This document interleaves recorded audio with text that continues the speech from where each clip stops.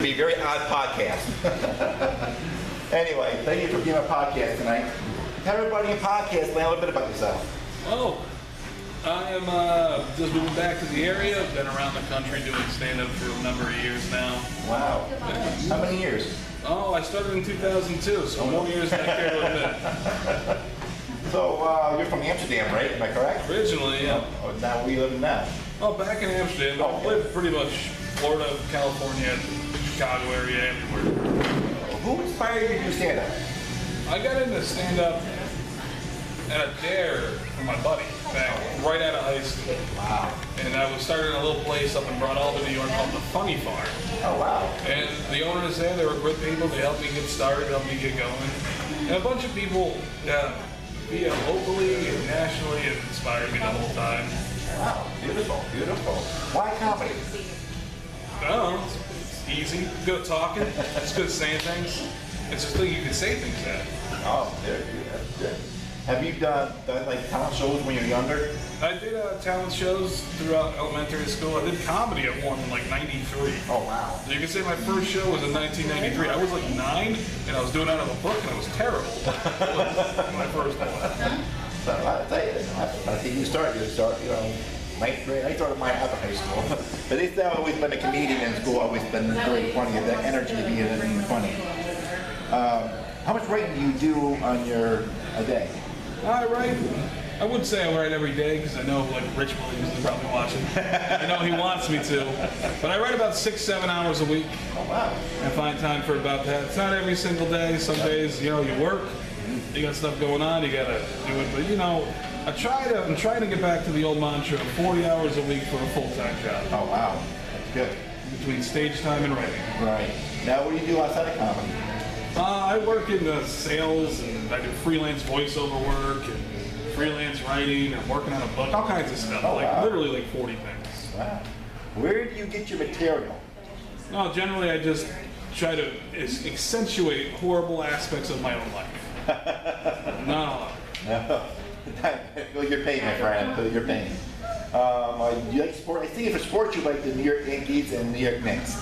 Oh yeah, I'm big into sports. I worked for ESPN for a number of years. Oh really? I was an afternoon talk show host on 104.5 The Team, ESPN Radio here from like 2008 to 2011. Oh wow. And big Yankees fan, big Buffalo Sabres fan, big Jets fan, big Knicks fan. Like college. We're opposite. I like the New York Mets and the Buffalo Bills. I don't mind the Mets. I'm going to a Mets game in August. Oh, are you really? Yeah. Oh. Are they playing the Yankees at that time? No, I think they're playing the Nationals. Oh, okay. Movies, I see like Dodgeball with Vince Vaughn, Honey, We Shrunk Ourselves, The Wedding Planner with J-Lo, Get Hard with Will Ferrell and Kevin Hart. Yeah, I mean, I've watched thousands of movies. Like, I don't like watching the same movie twice, with few exceptions like Blues Brothers, Animal House, Caddyshack, the good classic Stripes. Right. But I actually did the math the other day. I've seen over 700 movies in the theaters for my lifetime, and I watch pretty much everything that comes out. But I usually watch it once, and then if it's really good, maybe twice 4 years later. You watch a lot of Netflix? I watch a lot of Netflix, Hulu. That's primarily my television. Oh, there you go. Who is your comedian? Why? My favorite comedian right now is John Mulaney.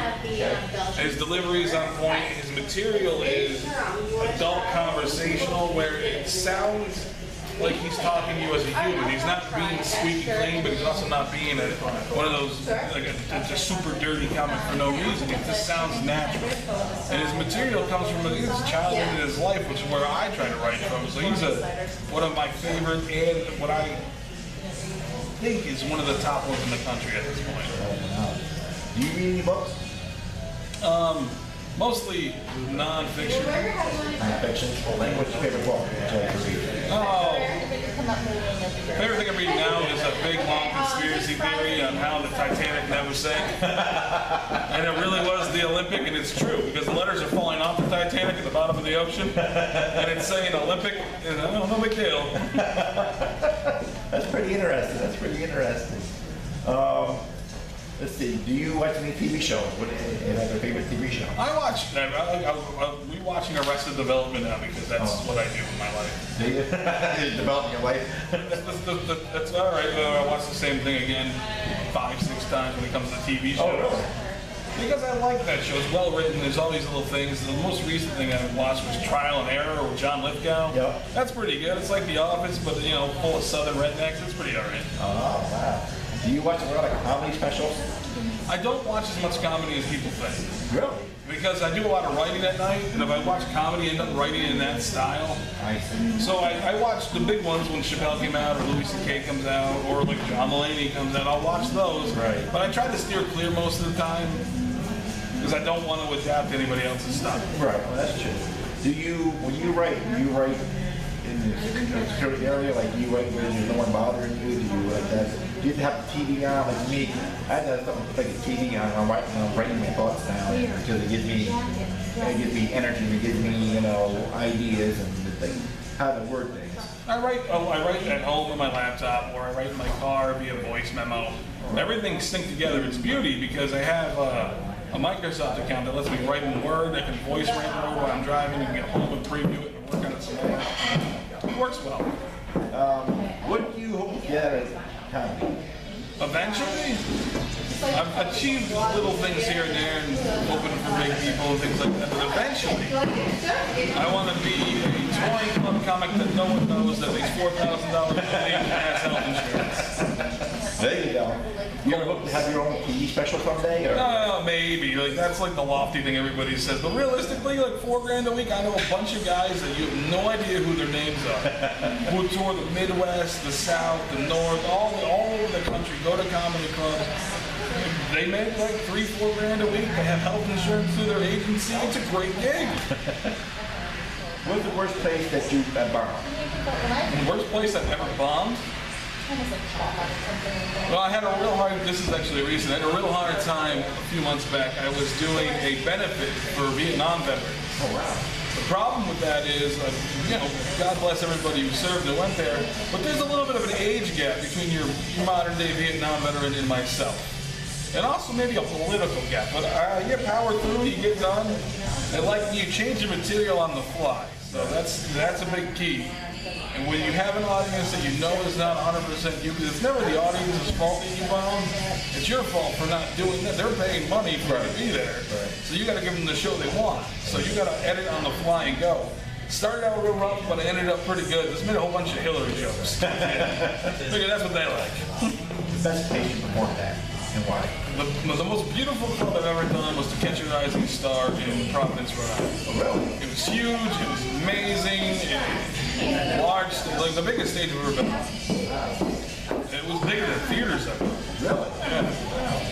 Yeah. I've done some TV stuff, work for local access throughout the country and things like that. Those are fun too, but those are real small. This was huge, and then Gilbert Gottfried was there, and my buddy Mike Ray was there. We all went out together. It was a good time. Do you have any hobbies? I collect pens. Really? Yeah. What kind of pens do you collect? Mont Blancs, crosses, the high-end expensive ones. Wow. I don't really wear watches, so a pen's like a nice accessory for me. Do you ever feel your audience before you perform? Do you before you perform, do you set your audience, or before you want to stage actually, do you set your audience and then see what you're... Oh yeah, I try to give a feel.